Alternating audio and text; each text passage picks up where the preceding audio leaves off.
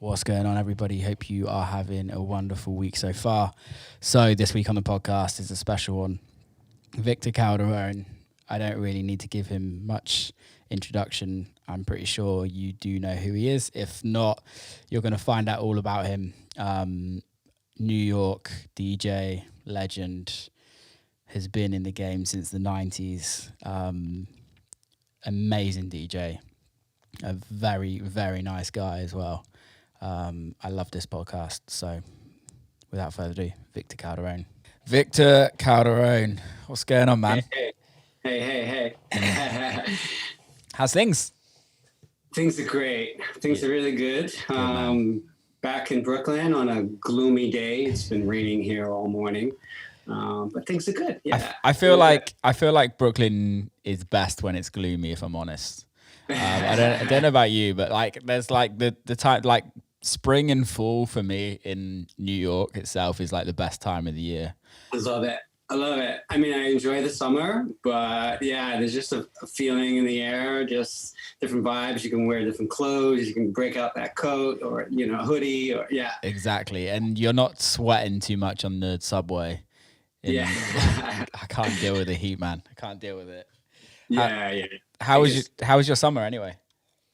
It was nice. I mean, coming back from what we've all been, going through, I guess, it was such a twisted year for everyone. But I had a little, bit of extra fuckery in there, with some personal shit that I went through.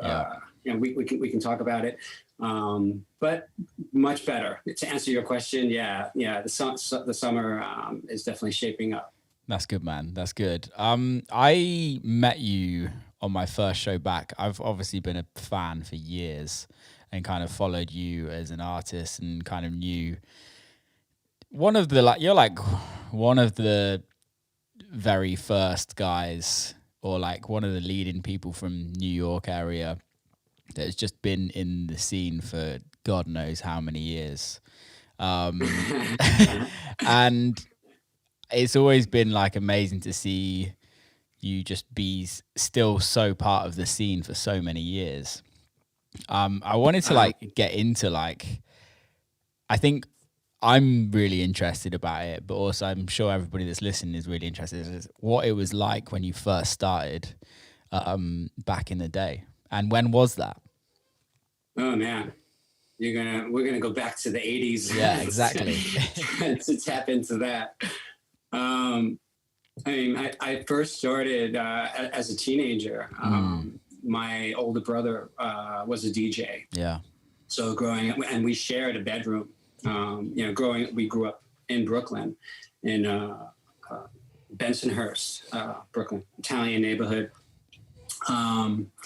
And yeah, we shared a bedroom, and I'll never forget the day that like he carried in a crate of records and 2 turntables on top, and set up this setup in our room. And I was like, what are you doing? And then I would just like sit there and listen to him DJ, and then of course I got into it. He taught me how to DJ, and then it became all about collecting vinyl. He would take me into the city with him. We'd jump on the train and go to all the record shops, Downtown Record, Vinyl Mania. And that became an obsession for me, just like, collecting vinyl. Yeah. So that's how I initially was introduced into the DJing world. And then he took me to my first nightclub, which is the Fun House. And John Jellybean Benitez was the DJ at the time. And I was a teenager. I definitely was way too young to be in there, but my brother somehow got me in there and I was hooked. My world was changed at that very moment. And I was there every weekend religiously and, in front of the DJ booth, like literally right there, just staring up at him, you know, as we see kids now, like inspired, Totally. And that essentially is my intro into, underground dance music. Yeah. So it started when I was a teenager. What was it like though in the 80s in New York as a teenager growing up? Because I only know New York as today. I've been going to New York for 10 years and obviously it's very different to what it was then. Right. What was it like being a kid raving? Oh man, it was magical. Yeah. It really was. It was just, the venues were just everywhere, and like incredible venues. I experienced. From the Fun House to, there was a venue called the Saint, which was a gay members only nightclub that was on the east side of Manhattan. That was literally built to be a nightclub. When you have a moment, Google it and you'll see some images. It was just a magical room. There was that. There was, obviously the original Sound Factory, the Tunnel, Limelight, Palladium. There's just all these venues. So you can literally, in one weekend, one night, just hop around to all these different massive mega clubs that were all packed. And that was just such an inspiring time, for me musically, because, I would literally, I'd sleep, I'd wake up at 3, 4 a.m. and go out, at that hour. That was the time to go out, and I'd be out until, the next morning. And sometimes we'd even go right to the record shops to try to find what they were playing. some of the tunes we were hearing, or if we didn't go to the record shops, we'd go, into my little, cubby, and like I had this little drum machine and keyboard and just be all inspired to make something, Yeah. So it was a really inspiring time musically, and the scene was just thriving with venues. It was special. Yeah, I can imagine because it's very different to how it is today, right? It is. It's great in its own way, totally. But it's very different. It wasn't so much the attention forward on the DJ. It was really you were paying attention to, you were focusing on the DJ through what was coming through the speakers. That's and people were just dancing. Not facing the DJ. Was it more so? Was it more so back then that producers were producers and DJs were DJs, or was it a bit of both? With DJs, a bit of both, because a lot of the music that was coming out of New York were, club kids like myself that were literally on the dance floor, getting inspired, through whoever we were listening to at that moment. So there was New York was thriving then. The record labels, there was tunes coming out of New York. It was on the map in a big way. It was a bit of both. Yeah.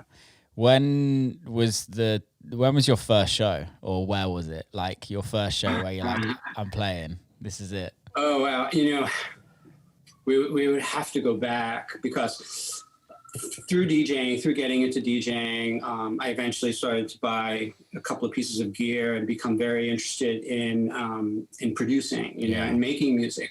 And I'll never forget this, and you'll like this. My cousin, Anthony, A-Vision, his dad at the time was in a band, and he had his own recording studio. And I'll never forget the first time I walked into his studio and seeing all this gear and just being like, oh, okay, this is what I need to do. This is what I want to do. I love that. It's the best. So I was inspired by his dad, to start, creating my own room and building my own studio. And I remember he had this Roland S550 sampler at the time. It was like Roland's first sampler. Keyboard. And, and I was just blown away by how you could literally, take a piece of vinyl, sample it in, and play it across the keys. And I went out and bought it immediately and just literally learned that thing inside and out. And from that moment, I was just like, okay, I love this. I want to know more, and just dove deep into it. And now we're approaching the early 90s. And I had a very close friend. His name was Gene LaFosse. He was also another neighborhood guy, DJ, really talented. And we were always hanging, talking about music, and we just started working together and formed this this group. It was called Program 2. Okay. And and it was at the time in the early 90s where techno was really making its way into New York in a really big way. Yeah. Limelight was all techno. A lot of the venues were playing techno.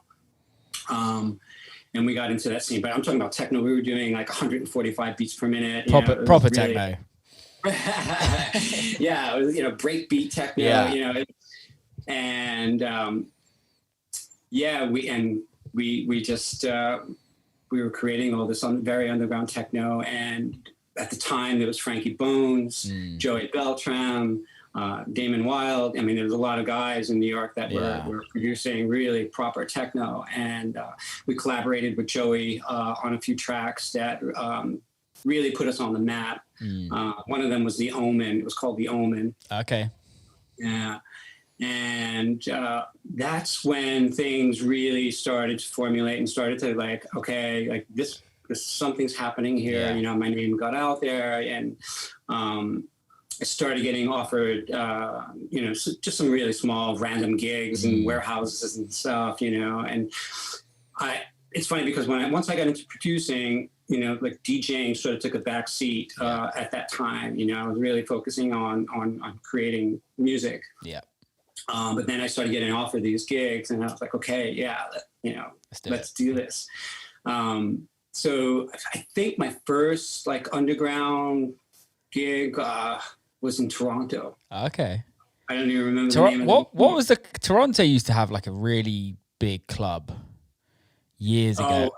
Government. Government, that's it. Yeah. Did you ever play there? Yeah, numerous times. What was it like? Because I heard so many amazing stories, and it shut down the year I started touring. Oh, wow.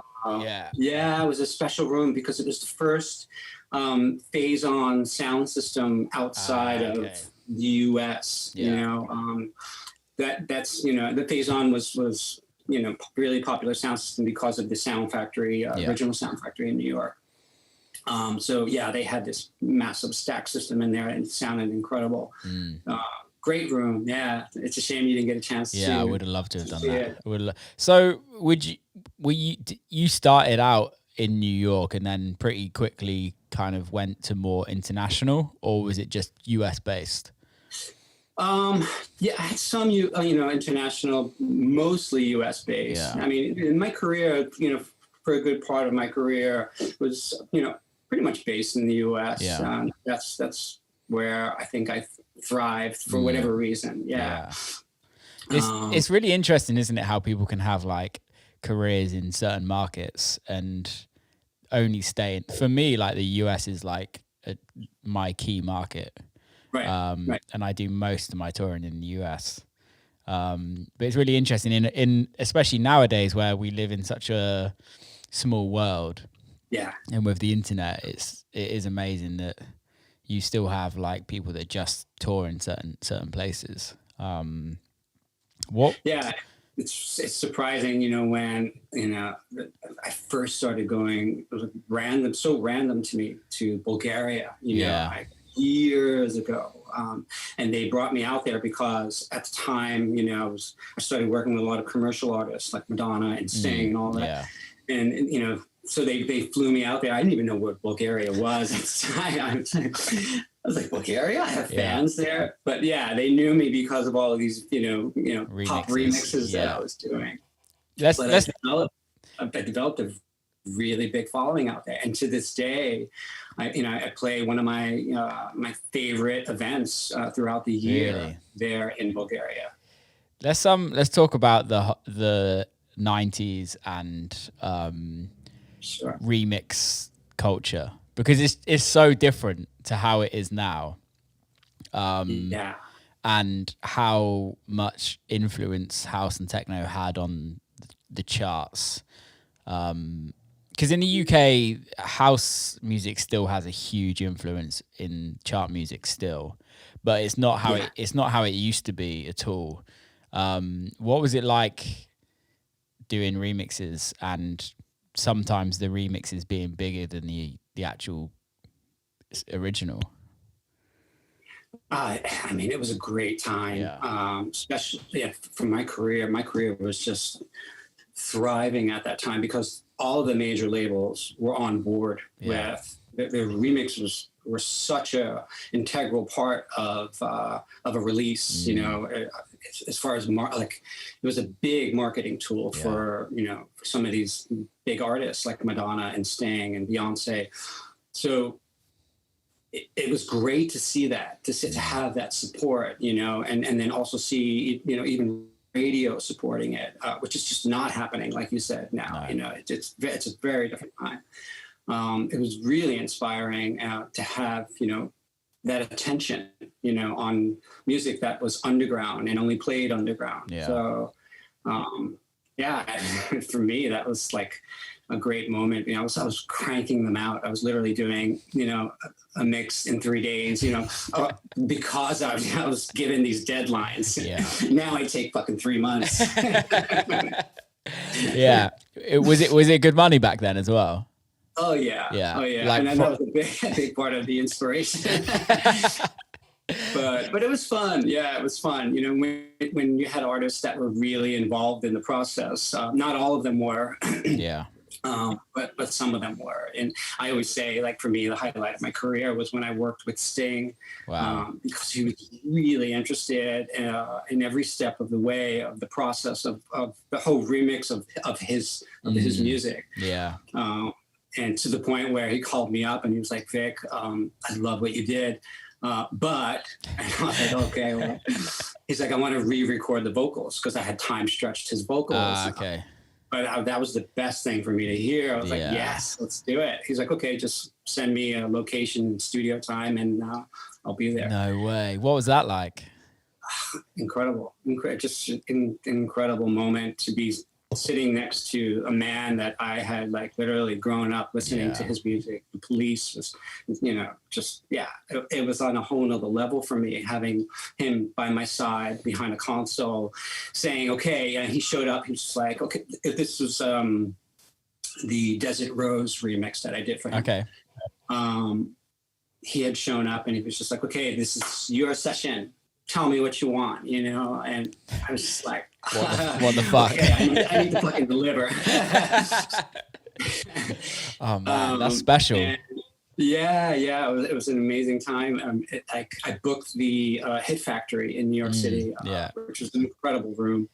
And he went into the vocal booth and just literally, like, from start to finish, nailed it. Like, really? One take. No way. I wanted to be able to say, oh, can we go in there and redo that? But I was just like, he just fucking nailed it. I can't even critique it, I was like, okay, let's maybe add some ad libs, I was just blown away of like how spot on his voice was and how he was just able to deliver that effortlessly, It's that they were true artists, weren't they? Then they were really like. I think the difference now is like what you said is that then sometimes the artists were involved in it. Now it's just a A&R of a label that's asking you to do it, and half the time the original artists don't even hear the remixes. It's not. Yeah, I mean there were many moments like that. Like I did quite a few remixes for Beyonce, but it was never involved. I only dealt with the record label or her managers.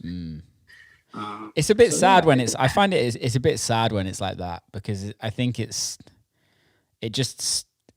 that's when it turns into a business, right? And obviously we're gonna do it because we're getting paid pretty good money to do something that we wouldn't usually get paid that much money to do. Like usually if we're doing a remix, we're doing it for a mate and we're not getting paid for it. Right. Whereas there's some creative excitement, that is driving you. Yeah, because I remember I did a Rihanna remix, and it was like I did like a Rihanna and U2, and they were both different experiences. But the Rihanna one, I was just like, I just know that she's just not gonna ever hear this, and like it's kind of like, although it's great to say that I've done one, but it's like it Right. doesn't really. Yeah. If That's when you just take it and like flip it on its fucking side and make it your own. exactly. You know? Or send her a version that would make them happy, and then make your own thing out of it. Yeah, definitely. It's interesting, that we're talking about this because when I was working with Madonna, she really pushed me Love that. to like, to the point where like I would deliver a mix and she would call me and say, it's good, but I think, and I am feeling so good about it. Like, oh, fuck, this is solid, like she's going to love this. And she'd call me, she's like, I think you could change this. I think you could change this. And I was like, really? And, like, not to her, I was saying to myself, wow, I don't necessarily agree with what she's saying. But then once I went back in there and made those changes, it just elevated the mix and took it somewhere else that I hadn't originally thought about. So there's that creative flow that, if the artist is not involved, that you would just like literally, miss out on. I think also with Madonna as well, correct me if I'm wrong, but her music, especially those days, was very much dance floor focused. It was like proper disco club records to a certain extent. And if you would want to play those records in your sets if you had a version for yourself, right? Because it's going to have a reaction that no one else has this remix before you have it. Like people know the original record, and it's a special moment when you've got something like that. And it makes sense for her to want them to be big. I'm pretty sure like some of her records got big because of the clubs. Oh, for sure. Yes, absolutely. I mean, there were elements there that really already lent themselves, as you said. They're dance records. From the start. So I would receive all these stems, and there was just so much that I was like excited about. Okay, I can take this and I can use this and use this, but the dance mix still would also just take it, somewhere else where she was still focused on radio, but like we would take it on the ground and make it playable for DJs in my own sets. Totally. So it was exciting to have that, like a new Madonna remix that was not out. I was testing everything at the time because when I was working with Madonna, I had my residency at the Roxy in New York City. Okay. And it was a gay Saturday night.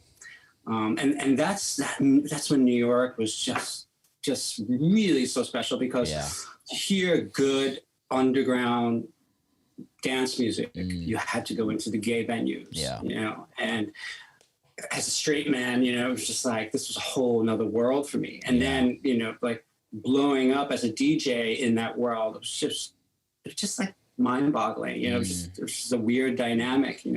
When did it stop? When did that stop though? Because like I've never experienced that part of the scene. I've experienced gay clubs, but I've never experienced the scene being a gay-driven scene. And obviously, I know where it came from. But when did it stop?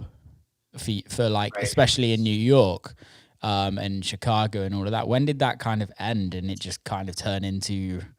I think around the Giuliani era, that era of when, the city was, on a mission to shut down all the venues. I think that had a really negative impact on the scene. And in a sense, just like, did away with all these really great underground rooms. And it continued a little bit, but I think at around then or just before then is when it really started to end. It's like that's in the early 2000s or something like that. It was a really inspiring time, like to have, to be able to play techno for boy, for these gay audience. It wasn't just about vocals, it was everything across the board. It's the one thing that I've always wanted to do is play in more gay clubs. But for me, like I've like growing up without going to gay clubs, because the only gay clubs in like my local cities are just like really commercial, cheesy clubs. and it's like it's almost like the it's like there's almost nothing for the cool gay people out there, and for the people that want to listen to like forward pushing music, and it's kind of sad to me. I don't understand why it's kind of gone that way. I don't know what happened there. Yeah, I mean the best audience is a diverse audience. You know, exactly. It was just life, you know, and everyone was just there for music, and you know, there was no judgment. It was just acceptance, and it was beautiful. It was just really beautiful. I mean, look at Berghain and Panorama Bar. You know, they're still doing it. They're still experiencing that. Yeah, you know? I had do you know Sophia Kearney and Stephen Brains? They run a night called He She They. Oh, I don't know it. You should check it out. It's they're based in the UK, but they tour the event around the world. And Stephen's a gay guy. I believe Sophia's straight. But they also manage. They also own the Weird and Wonderful management company, which they manage like Maya Jane Coles and people like that. I've heard of the company. Yeah. So they do this party, which is like it's really all inclusive. So it's kind of bringing back that kind of gay, bi kind of scene. There's pockets of it. I mean, even in Brooklyn, you know, there are a lot of, you know, underground parties that are happening, you know, now that there's Under, and you know, there's a few that are happening that. They're doing it. I just wish it was just a bigger thing, if I'm honest. Yeah, I agree. For me, it's the best audience to play for. I mean, you know, when it's just open like that, you play with such a sense of freedom, and you know, you don't question anything that you're playing because they're there for the journey. You know. I want to talk about residencies because there was like 90s, early 2000s, residencies were like a thing. And then I feel like they've kind of fizzled out now, and it's not a thing at all. What was it? What can you explain to people that didn't kind of understand what residencies were, what they were about, and kind of how much it can actually change someone's career? Well, absolutely. And for me, my first big residency, it actually started in Miami at a nightclub called Liquid. Okay. And that was owned by Chris Pacello and Ingrid Caceres. And at the time, I'm going to pedal back a minute. I had gone through a hiatus in music. I had taken a break. The whole program 2 thing, sort of, you know, we split and we stopped working together, and I wasn't even in the studio at all. I wasn't DJing. I mean, it's kind of a long story, but I randomly got into the restaurant business. Okay. I'm talking about in like 95. Okay.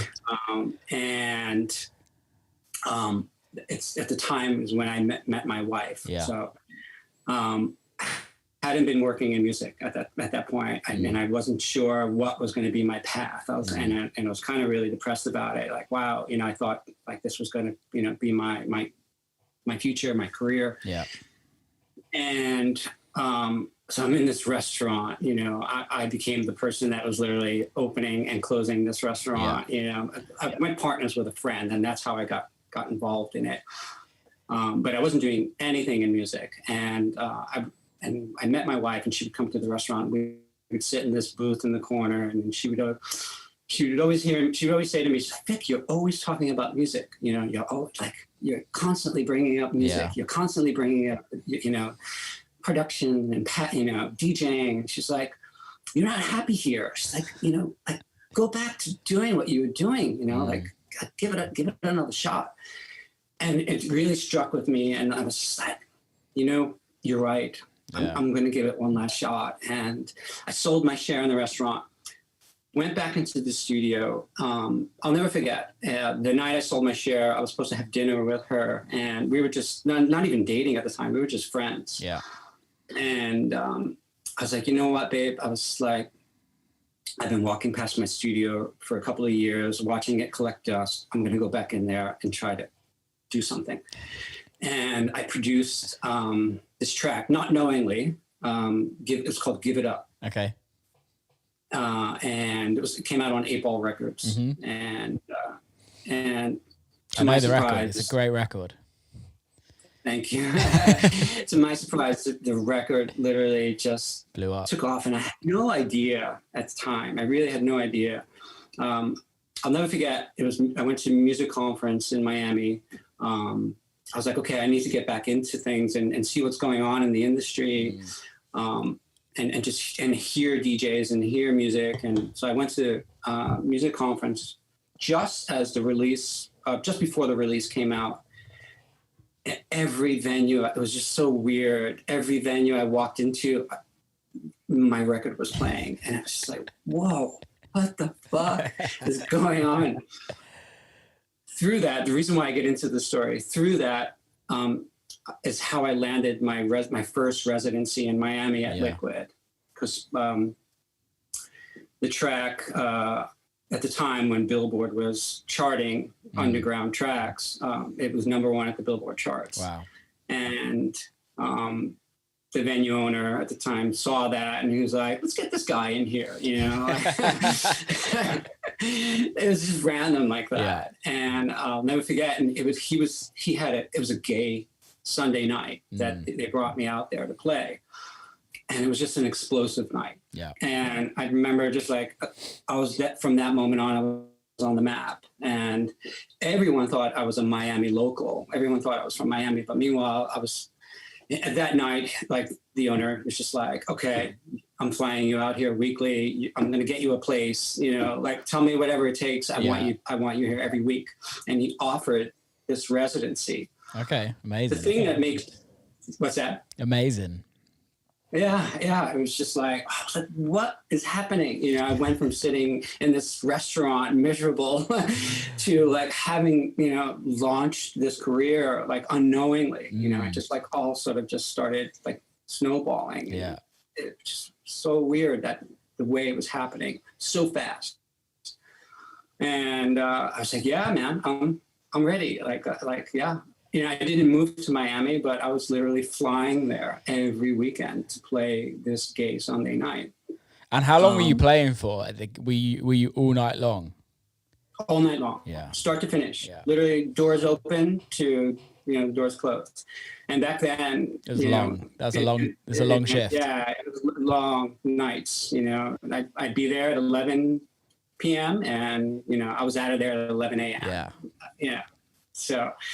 it was just an exciting time. And the special thing about a residency is your audience really gets to know you and you really get to know them well. Yeah. And you start to tease them throughout the night when you're playing these long sets, and, you know, they're just waiting for you to drop that record, you know, that you played last week. They're hanging on, you know, that moment, you know, and that is the special thing about, like, you know, really coming together in that way, you know, weekly, you know, like you really, you just get to experience this journey in a very different way, where, you know, you're like, because back then music wasn't so accessible, you know, so, and certain DJs had certain vinyls and others didn't, and like, you know, so like they were showing up every week, you know, waiting for you to, you know, to play those tracks. And it was just a magical time, you know, like growing it in that way. Yeah, I think also it's very different nowadays, and I'm not saying it's worse or better. It's just very different. Right. Do you think the residency culture could come back? I don't know. You know, I think that quite often, and even for myself, because I am that type of DJ. Yeah. I am that type of DJ. I prefer the long sets. I prefer the journey. I prefer to be able to build my set. You know what I mean? Playing a 2-hour set or, you know, hour and a half set has never been something that I'm crazy about. I do it, you know, you could have a good set. It could be, you know, impactful. It could be a great moment at a festival, but you don't really get to tell a story, in that amount of time, and even as a DJ, like really settle in and, find your bearings, get used to the DJ booth and, like really settle in, Yeah. I feel you. Yeah, for me, I've always preferred the residency style. Maybe it's possible. I don't know. I think everything is just so fragmented right now. There's so many more DJs, a lot of talent out there. So venues, you can't blame them for wanting to, bring a lot of this talent through their venue. And I think, the audience has just become accustomed to that lately. And the idea of one guy, playing every week, doesn't cut it, does it? It doesn't cut it. Like, these kids are like, wait a minute, where's the lineup? Where the fuck is the lineup? Really? You're playing all night? Yeah, and charging you the same amount of money. Because back when residencies were big and it was like less about the DJ and more about just the club night, how much did it cost to get into a club in around those times? I mean, in the 90s, it was probably $20, to enter into the room. I mean, it got way more expensive as time went on, but yeah, I mean, to have a 12-hour night, that's all you had to pay. It's a cheap night, isn't it? Where now it's a really cheap night. Where if you can get a $20 ticket for a big lineup, it's like, how much is a Brooklyn Mirage ticket going for? Something like nowadays, it's like insane amounts of money. Yeah, it's a very expensive night. Yeah. And then it's not just, it's drinks on top of that. It's everything. Yeah. It's a very different industry now. What was I want to know about your New York residencies. So interesting that, we just went into that whole Miami thing. So even everyone from New York, because at the time I wasn't doing anything in New York, thought I was a Miami local. So I'll never forget, at the time, the Palladium was open in New York City. Insane room as well. Yeah. Like another magical mega club in New York City. And my wife was a bartender at the Palladium. And I remember being at the bar, just chatting with her. And all of these people like coming up to me, like, and again, it was a gay Saturday night, and Junior Vasquez was a DJ amazing at the Palladium at the time. Yeah.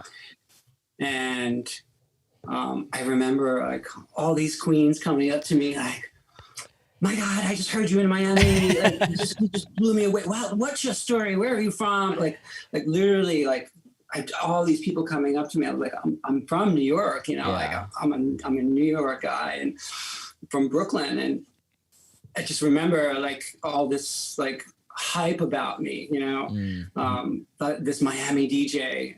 But meanwhile, I was from New York, but I had nothing going on in New York. And that's when these two gay promoters at the time, Mark Berkeley and John Blair, they had a big gay Saturday night, which they were also doing the juniors party at the Palladium. Were launching the Roxy. They were planning to open up the Roxy, and they, through all this hype, offered me the residency for the opening, the reopening. The Roxy had been around for years, but it had closed, and so they were launching a new gay Saturday night there. And they offered me this residency, and I was like, wow, what is happening, man? This is just crazy. So that's how I started my first New York night. Was with the Roxy and with those guys. And it was just a massive Saturday night, 4,000 boys, The Roxy was an old roller rink, so it was this massive, room. And again, it was a weekly night. So I was playing New York. And then Miami. Yeah, it was just crazy. Wow. Yeah. It's kind of weird because the residency thing just doesn't happen now. And I know I sound like a broken record, but I'm just like, I couldn't imagine what it would be like. Because if the Roxy was that big, like that is pretty much like playing at at Brooklyn Mirage every weekend. Every weekend, yeah. I mean, I guess it was happening recently in Ibiza, you know, with Marco and Amnesia, and like, you know, the residency thing works there. Yeah, I think the different thing is in Ibiza is that every week you have new people. It's not the same people that go, so it's not the club culture. You're kind of people. When I used to live in Ibiza, it was like every Wednesday and Saturday was changeover day. So you just know that every Wednesday and Saturday you'd get 10, 20,000 more people coming in and doing it. What was your first Ibiza show? Oh, wow. I think it was Amnesia. Yeah. But it was a manumission night. Yeah. Okay, so you were at the manumission at Amnesia. Yes. Interesting. And the DJ booth was just over the pool. Yeah. I mean, it was such a. Oh no, that was privilege. No, that was privilege. I'm sorry. Yeah. Right. It was privilege. Yes, not Amnesia. Yeah. It was a privilege. That was my first entry into Ibiza. Yeah. That was a special night on the island. That was like the night on the island back in the day. Yeah. It was. I remember like before going there to play and checking out the night, I was like, wow, this is crazy. Yeah, man. Yeah, I bet. So this is the one thing I want to know, without being too nosy, into your like personal life and everything like that, but the longevity of your career is unbelievable, and there's not many people in this scene that has been around for how long you have been around for and is still very consistent. What's the kind of key to that? How did that happen? Oh, thank you for that compliment. I don't know. I've always tried to be very aware and dialed into that, like of not becoming stagnant and you know, just trying to evolve in some way. And I remember there were moments going back to playing, you know, these really big gay circuit parties. You know, I developed this really big gay following, and I was playing a lot of circuit parties. In the end, it went from underground New York gay scene to it started transitioning into these like circuit parties, like where they were like sort of gay festivals, you know. And I remember getting to the point where musically I felt trapped. I'd go shop for music and I'd buy all this really amazing techno and tribal and underground music, and then I would go to play and I felt like it was not working for me. So I remember when I left the Roxy, I literally like left the residency. At one point I was just like, okay, I think it's time to change it up. I just went through those moments personally where I felt like I'm either gonna like, you know, just be this jukebox and play for this audience and kill my career, or I make a change and, you know, and break into something else where I'm inspired again to play, which was really hard for me to do because any of the straight promoters that were putting on any events had this perception of me of being, oh yeah, Victor Calderone, you know, he's a gay DJ, like he's a circuit DJ. So it was really hard for me to break down that, you know, that perception and be like, I can play for your audience, you know, I can get dirty and play some techno that I know, you know, that will light up your floor, but they weren't giving me the opportunity, you know, because they had this idea of me of like playing, you know, vocals and Madonna, and like, so it was challenging to like say, okay, you know, I'm not going to do that anymore. I'm going to play music I really want to play. And so I went through quite a few of those moments where like, you know, reincarnations of my career, you know, where I think it's really important to, like, you know, get to those points and look at what you're doing and say, okay, am I happy? Like, you know, like, yeah, I can continue with this and, you know, make that paycheck. But is it gonna take me to the next point of my career? Like, so I was always very aware of that, like, in trying to, like, evolve. Yeah. And hence why I started a night called Evolve, you know. Okay. In New York at the time, Crowbar was opening, which was another, like, it was like the first return of a mega club after Palladium had closed down, Sound Factory had closed down. What year was this? 2006 or 7, around there, actually. Yeah. And I was at that point of changing everything, you know, like musically. I knew I was going to lose a lot of people, but I knew I was going to gain, you know, a new audience as well. So as risky as it was, you know, I was ready to do it. I knew I needed to do it, you know, in order to, like, you know, move to the next thing in my career.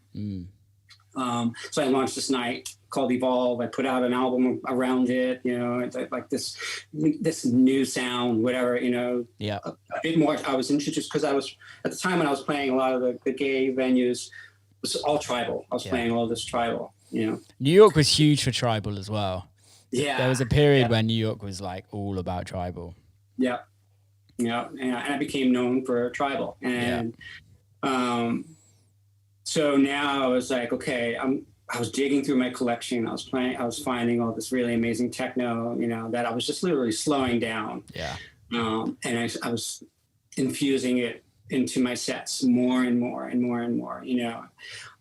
And this night just took off. I decided, I was like, you know, with working with the promoters, of course, I was like, let's do this.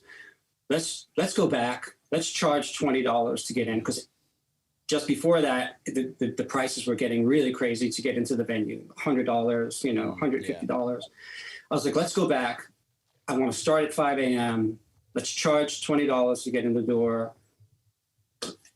Open door, like, let everyone in. Like, I want to try to get that diverse crowd back in here again. Like, that was the whole concept of the night. You know, we're evolving.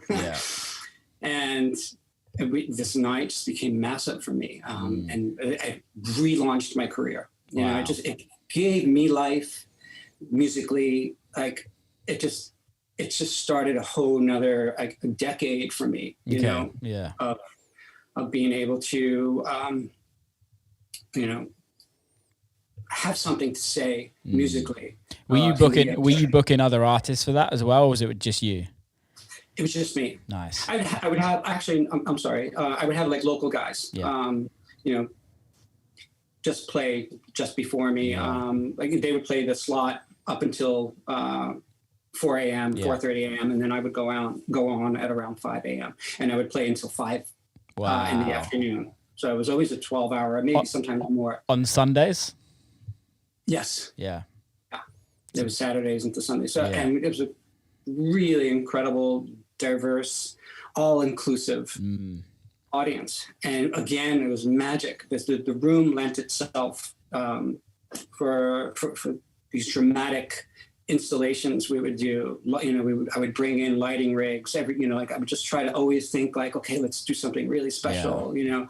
So it was that kind of energy and excitement, you know, around the night, and it just really took off, and it became a really big night for me in New York. And then also, like, I think started to change that perception for me in some territories, you know, as far as me breaking into playing for some of these straight venues and events. So going back to what you were saying, it's like, I always would come to those moments of like, okay, I need to change it up. I need to do something here that is going to get me, you know, to the next point of my career and, you know, have some longevity. It's always super important to keep your. I kind of sometimes look at it as keeping yourself happy, and sometimes you got to do the most weird things that everyone from the outside is like, what the fuck is he doing? Right. But it makes so much more sense in your head, and it takes time for you to kind of communicate that to other people. But once it's communicated, it makes sense to everybody. And as long as the story's told correctly, it's 100% the best thing you could possibly do.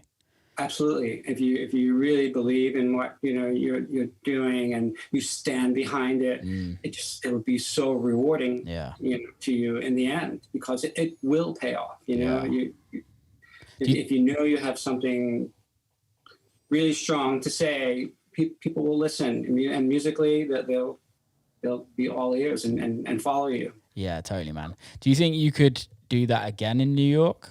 Or do you think the times have changed too much? No, I think it's possible. Okay. I think it's possible, and I'm always like, my radar is always spinning. Like, okay, what's happening here? What room is opening? What I hear about new rooms, or and then it has to be right. There are so many layers, there are so many components that I think need to be in place in order for that to happen again. And a lot of the rooms that have been opening recently sort of missed the mark. They're built for the wrong reason. They're not built in that way. I have this reference, for me, the best room in New York City was the Original Sound Factory. Okay.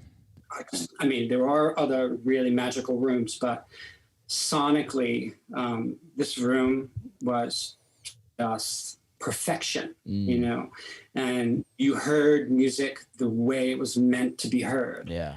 And it wasn't over the top. It wasn't this like sensory overload. Yes, they had a really cool lighting rig, but you just were there and you could not help but to be drawn in and lose yourself in the music, So for me, that's my reference, and I think these kids that are experiencing the festival culture can enjoy that. No. They can walk into the room in the same way I did and be like, whoa, what the fuck is this? This is something else. Yeah. This is something I have not experienced, But like I said, it needs to have everything in line, and aligned, in order for that to happen, like the room needs to be built with that intention, So would you ever open your own? I've considered it so many times. I somehow talk myself out of it. Like there's a lot of baggage that comes with nightclubs, unfortunately. Huge, but I feel like there's this part of me that like wants to say something in that way, and maybe that would be my last hurrah. Build this fucking room, launch a new residency, and just create a new magical moment. But it's easier said than done. It's so much easier said than done. It's so much. It's so expensive to. It's impossible to do that now. In New York, especially in the city, and the big reason why a lot of the venues moved into the boroughs like Brooklyn was because it was just financially just did not make sense. It was impossible to survive. The rents and the cost of doing that. You couldn't take a risk. Spending $20 million to build a room. There's no way you ever recoup that. No, never. That's not what it's about. That's not how it started. It wasn't. No. Clubs were never built to be made as huge money makers. Although we all know they make a shit ton of money. Right. But if done badly, they can, or even not if they're done badly. If it's just not, if the business doesn't align, there's a lot of money to be lost as well. Yeah, absolutely. And that's why, the rooms are built with a different intention now. I walk into some rooms and I can weird thing like that I have, I'm just like, oh man, that light is too bright. That the sound needs to be this. I just like, critique it as I'm walking in to go and play. And I'm like, oh God, and I'm like literally talking to the light guy. I'm talking to this guy, like, shut that door. There's a bright light coming in from there, like put a curtain over it, like just, there are all these things that, are intrusive into the experience that, and, in order to have that, like immersive, lose yourself type of room, those things need to be right. Starting with sound system, like that's such an important, integral part. You got a fucking dope sound system, you have a party, totally. You have a party because the music is being heard as it should be heard. Yeah. No, I totally agree with that. And I think it gets lost more and more because clubs become more and more commercialized and it's more about making money. So it's businessmen opening clubs rather than DJs and producers or sound system freaks and things like that.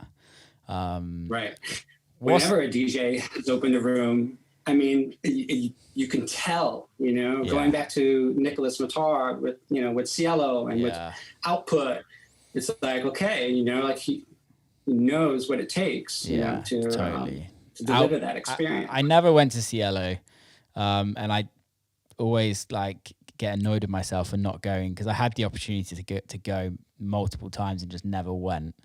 Cool room, very cool room. Yeah. But Output was something else. I remember I played the Panther Room, which is personally my favorite room in the venue.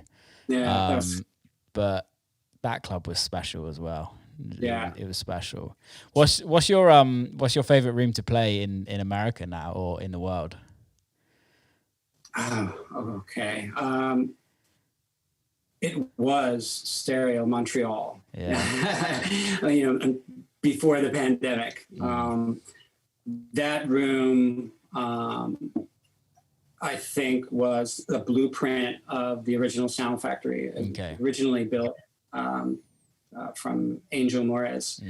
And, he was a Brooklyn boy like myself, inspired by, early New York Sound Factory sound system. And he literally built the Sound Factory in Montreal, and he created the magic that we had here in New York. There, that room, if you know what stereo is about and know how to play that room, it becomes your favorite room. It's just, the audience is magical. There's still magic in that room to this day. Obviously it's been closed for 2 years, but even my last gig, which was literally the week before everything shut down. And I was like, wow, what a weird way to go into this pandemic, like playing stereo as my last gig and having that, like, memory. But I always say stereo changed me as a DJ. Like it just, that having that sound system is such a tool, and it becomes such a part of what you're doing. And you're not just playing a track, you're fucking playing a track. You're really, accenting and, like you want to get a rise out of the audience. When the audience knows what the room is about, you could easily get a rise out of them, playing with the sound system. And it's just, it just really opened up playing music in a very different way for me. And and then after playing in a room like that and then going to a really crappy room, you're just like, you feel like, what, my hands are tied behind my back. None of these fucking records sound the way they're supposed to. You start like looking through your collection and be like, oh, I can't play this because they're not going to sound right. So it changes you as it changes your set that night. It changes you as a DJ. You don't end up playing the way you should play. Now, I have no fucking more patience for clubs with bad sound systems. I just don't. It's like, what's the point? Like, why are we all here? We're here to lose ourselves, and like, sound is just awful. There's so many of them as well. I sound like a snob, but no, but you're the thing is people forget that we're in the music business, right? And we're in the music industry, and we're in the business because we're lucky enough that we earn money from it. but we're in it because we absolutely love music. And if you're not in it for that, then it's not your life. It eventually fizzles out, and you'll eventually be doing something else. But if you actually love the music, you want to hear everything you play or everything you make to the highest quality, and you want everyone else to experience it to the highest of quality. Exactly. And there's nothing better than going to a venue and the sound and the lighting guy, girl, whoever it is like really passionate about how it sounds. Yeah, and like just the tech, like turning up to a club and the tech being all correct, and people, the crew knowing who you are and what you're about to play. And if they don't know who you are, then afterwards they know who you are and they all come up to you because they're working in the industry because they love the music. They're not working in the industry to make a shit ton of money. They're in it to enjoy it, if you know what I mean. Yeah. They're creatively, adding their layer into what you're doing. Yeah, totally. And that goes down to even like the security guards. Like my goal in pretty much every set is to make sure that the security guards have the best time. And it's kind of sounds a bit stupid, but it's like it matters. The security guards, the bar staff, like everyone that's working the club has to have a nice time. And if you're the one DJ that comes in and makes sure that they have the best time, you can guarantee that everybody that's paid to see you is having the best time. And no one wants to be in a club and hate it for 12 hours. But you just mentioned something that is really super important. The moment they're walking through that entrance, what that experience was for them could have an impact on how they feel once they get into the room. Yeah. If they were just raped by some security guard, searching them for whatever reason, and there was some bad energy thrown at them through some, security guard that was just, on steroids, it just changes their experience, Totally. like they're just like, they're never going to get out of that head and be in the room and be like, oh man, like this fucking place sucks. Yeah. There's something about, I think that's the thing. If I had my own club, which I've nearly done before. I talked to myself. Really? I nearly, in Bristol, I quit music. I quit producing and DJing for like 6 months. And I had a venue and we were about to open it. It was about to kind of go. And then the landlord asked for an extra like 20,000 a year, which at that time was a lot for what they were asking. And we were like, this is just, it doesn't feel right when we're like a month out from opening and now they're changing it. I was like, there's something telling me not to do this. So we didn't do it. But for me, the key thing is creating an environment that when everyone goes there, they're having the best possible time from start to finish. Whether they've had to wait at the front for half an hour to get in, that half an hour of them waiting has been an enjoyable experience. And I think when clubs do that, and there's not many clubs that do that nowadays, from what I experienced, but when they do, you really feel the difference. Yeah. It's very important. Not easy to do. It's really not. It's really not, especially when you're dealing with the general public as well. Yeah. The general public, they're hard cookies to kind of please, if you know what I mean. And especially when they're spending good money to go and see you, they want everything straight away. Yeah.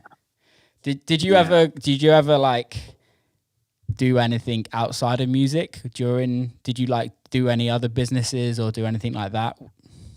No, I can't say that I have. I mean, my wife and I, over the years, we've always been very much involved in the real estate market. And I feel like that was always like a side thing for me, but still something that I was enjoying. My wife's an interior designer. Amazing. Excuse me. And she became an interior designer through all of the homes that we were like buying and building for ourselves. Yeah. And it sort of unknowingly became this business for us, you know, like, but it was more out of personal need. Like, you know, we bought our first apartment. It was like a 1-bedroom. Then we wanted a 2-bedroom. Then we wanted a 2-bedroom with a view. Yeah. And we were on this, I call us serial movers. We were on this like crazy cycle of every 2-3 years, you know, selling and buying a new place. Yeah. And through that, you know, we were just like, oh, wow, we're pretty good at this.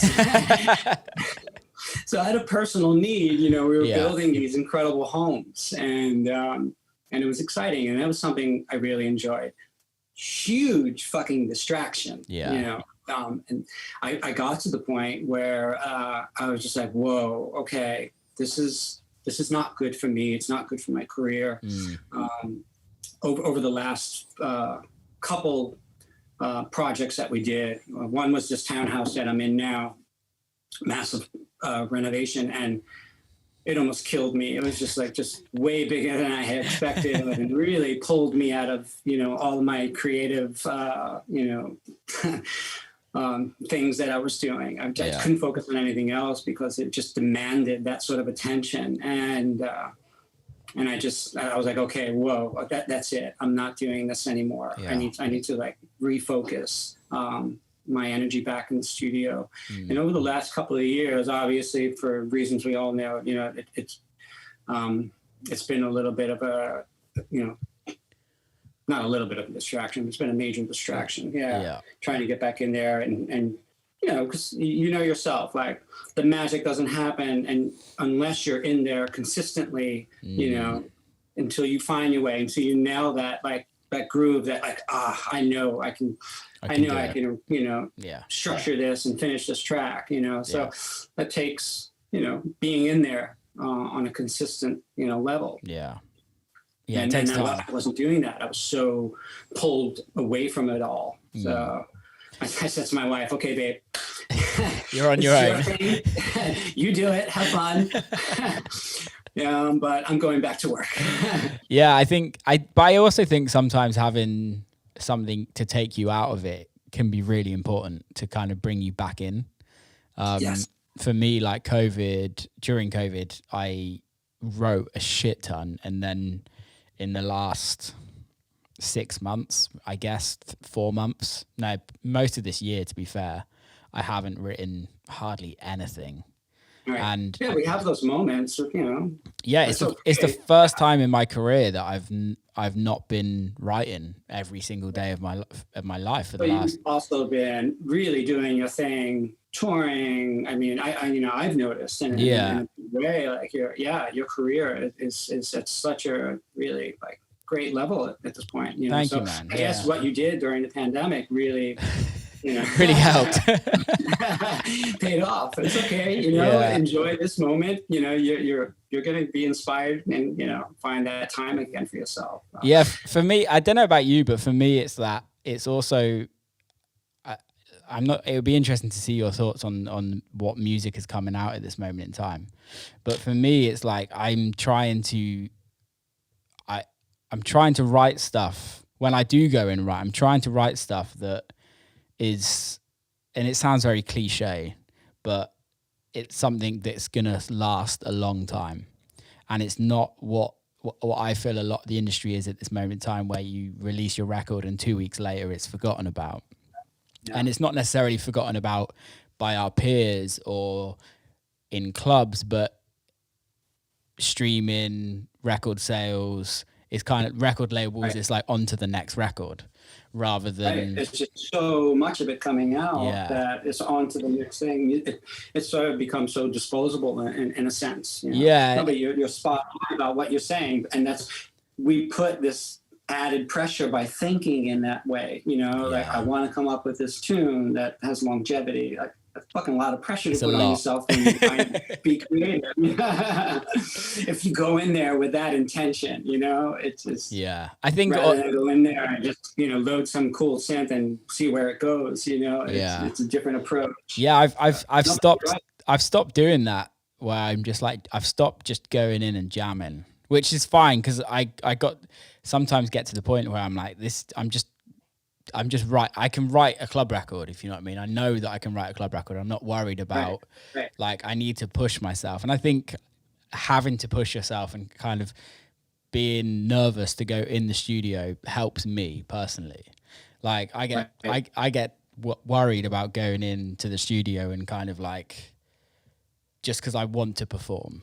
And it's not like I'm Right. trying to write hit records. It's not like I'm going into the studio and going, you must write a hit. We all know that's not good. But it's like, how can I go into the studio and do something different that is gonna actually make people look at me as an artist, me as Will Clarke Right. as an artist differently? Right. What kind of process are you kind of taking at this moment back? Now you're like off the like interior designing and renovating, like you're back in the studio. What's the kind of vibe you're going for?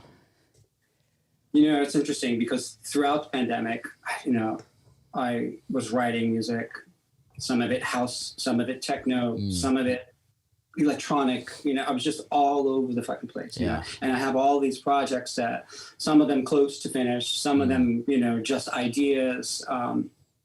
I really didn't have any sort of process. I was just trying to like be in there in a consistent way. And that was my struggle, but obviously the pandemic lent itself. But we were like held up at my summer home for the last 18 months, and I don't have a recording studio there. So, wow. Yeah, which is kind of crazy to think, that I've had the one home that we've never sold. We've had it for almost 12 years that I never built the fucking recording studio there, which now that we're talking about it, I'm in the process of building a room there as well. So I'll have my Brooklyn room and I'll have a proper room there as well. But going back to what you were saying, just like I've been sort of like loading up, catching back up, on all new plugins and software and synths, and just to like be able to turn something on and find inspiration in something that I like randomly come across, whether it be just a cool sound that leads me into a direction. That's sort of how I've been going in there, like it's worked for me in the past, and I'm going to try that. Just enjoy I just need to keep my butt in the studio, and that's been the challenge for me. And obviously, I'm sure even for yourself, like touring, it sort of, it pulls you out in a sense. And then you have all of other life shit, coming home, having a kid, my wife, and I had a fucking crazy year. I caught COVID in February. And cancer in May. That's not a lucky year, to be fair. There's an extra fuck in there. Is all the cancer good now? I'm good. Yeah, good. I'm 100% good. We caught it super early, my doctors were amazing, and like they got me in there and got it out. I didn't have to go through any radiation or chemo. I got lucky. I got really lucky. It's a fucker, that, isn't it? It's a fucker. And even now talking about it, and when I think about it, and even saying, wow, I had cancer. I never even imagined something like that. But I mean, that's life. That's the shit, that I guess when you get to a certain age, or even not, that there's no age that it doesn't matter. Just shit that happens. I think that's the thing. Is like, it's kind of that thing. Have you had things throughout your career? I guess getting married, having kids, like you have all these kind of life things that your career still has to kind of go around, and certain things become your priorities and things like that. How did you find like building a family whilst also doing the music industry? Because I've got friends that have the minute they had a kid either like was like, I'm not really into it anymore, and then I've had other friends that are like, no, it's actually helped them because they're like even more focused. Yes. That's how I felt. Yeah. Having a family, it kept me grounded. And my wife was an integral part of my career all the way through. Like anytime I was, thinking about making a change or just really important decision for my career, I had her there to talk to, and which was a big part of how I moved forward. Having that family to come home to, because what we do is fucking crazy. It's insane. It's like you're flying all over the world. You're not sleeping. You're not eating well. It's like your senses are just like so thrown off. Yeah. I felt like I needed that. I needed to come home to my family. It really helped me, like just dial back into a clear head. Yeah. There's a way to manage both. There certainly is. There are many guys that are doing it, and it really, for me, it helped me for sure. Yeah. It was something that kept me focused. Yeah, I can imagine it being very grounding to a certain extent as well. Because for me, I don't have kids, I don't have a partner, but when I'm in the UK, which I am at the moment, I have a place right next door to my parents, and I get to see them and my brothers and sisters and stuff. But there's something about coming home which is very grounding for me as well, where you can I live in a tiny village, you can walk down the street and guarantee somebody, and it's you can be playing in front of 20,000 people on the weekend, and then you come home and you're like, I'm home now. You're just you're nobody when you're at home, if that makes sense. Exactly. And it makes the ego, it tames the ego for me. Yeah. It's humbling. It brings it back down, and it does. I think it's super important. It is important. I couldn't imagine being in a life where it's just around who you are as your career.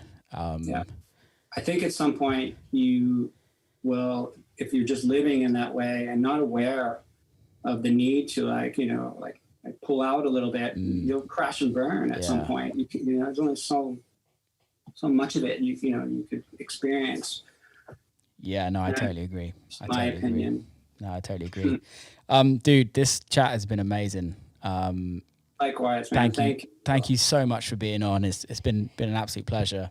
It's been a pleasure for me as well, man. And respect to you, because guys like yourself now, I'm listening and I'm like, your last tune, man. I'm playing it in all my sets. Thank you, man. It's been inspiring me, Thank you. Well, if when I'm in New York, I'd love to get together. Let's go for dinner.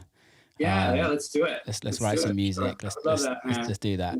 Before we go, how can people follow you? How can people check out your music and all of that? I mean, I have a SoundCloud. I haven't shown it much love, but follow me on my Instagram, Calderone. I'm not a big social media person. I hate being tethered to my phone, although I know it's fucking necessary. It's not something I'm good at. I realize it's important. I got to step up my social media game. It's all good, man. You're doing your thing. Dude, keep safe, and hopefully see you soon.